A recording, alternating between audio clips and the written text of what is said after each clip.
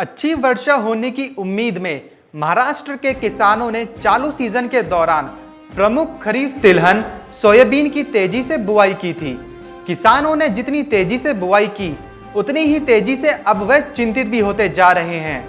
व्यापारिक सूत्रों ने बताया कि राज्य के कई क्षेत्रों में पिछले करीब 10 से 12 दिनों से वर्षा थमने और तेज धूप खिली होने से सोयाबीन की फसल को खतरा बढ़ता जा रहा है।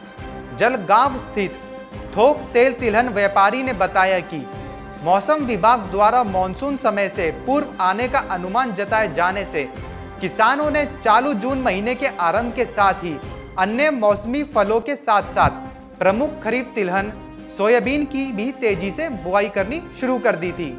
आमतौर पर जलगांव में 10 जून को मानसून आता है, जो कि इस बार 8 से 9 जून को ही आ गया था। 11 से 12 जून तक जलगांव समेत महाराष्ट्र के लगभग सभी हिस्सों में अच्छी वर्षा हुई थी। वर्षा के बाद भी किसानों ने सोयाबीन की बुआई जारी रखी। हालांकि बीते करीब 10 से 11 दिनों से जलगांव के साथ साथ महाराष्ट्र के कई अन्य क्षेत्रों में वर्षा थम गई है।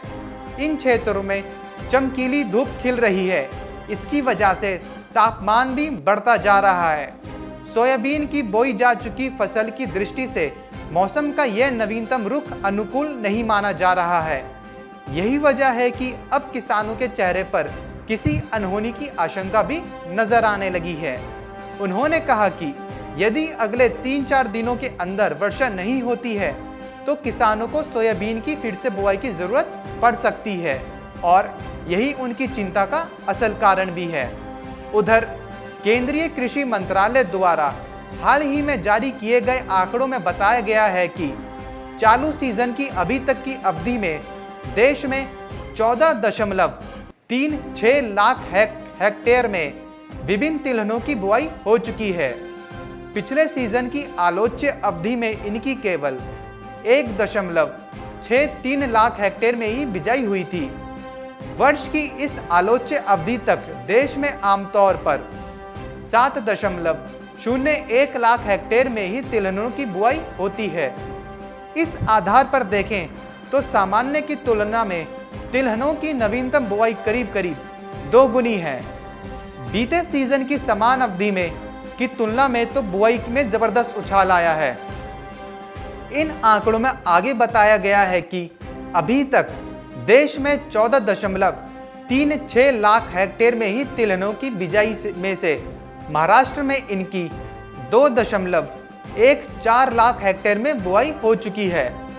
महाराष्ट्र में अभी तक हुई तिलहनों की कुल बिजाई की करीब आधी मात्रा सोयाबीन की बुआई की है। इसकी तुलना में मध्य प्रदेश में अभी तिलहनों की केवल 0.59 लाख हेक्टेयर में ही बुआई हुई है। दूसरे शब्दों में कहें तो मध्य प्रदेश में अभी तिलहनों की बुआई शुरू ही हुई है। व्यापारियों का कहना है कि यदि अगले 3-4 दिनों तक महाराष्ट्र में वर्षा नहीं होती है तो इसकी वजह से राज्य में सोयाबीन की फसल पर खतरा छा सकता है। Bureau report, market times TV.